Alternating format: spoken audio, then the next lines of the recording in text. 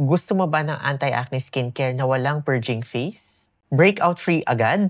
Sorry guys, but for now, wala pong anti-acne skincare na makaka-assure ng 100% no purging.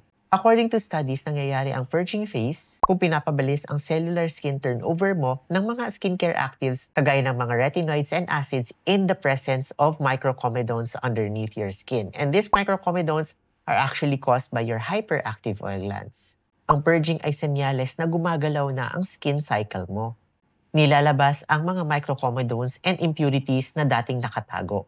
Pero good news, kung gusto mong bumaba ang risk for purging, piliin mo yung mga skincare na may active ingredients na may anti-inflammatory effects gaya ng potassium azole and glycinate. Hindi mo mapaprevent ang purging ng 100%, pero pwede natin siyang gawing mas mild and mas manageable. Remember, with acne and purging, patience is the key and improvement needs consistency. For more skin tips that work, follow me at Basta Acne DMD. Bye-bye!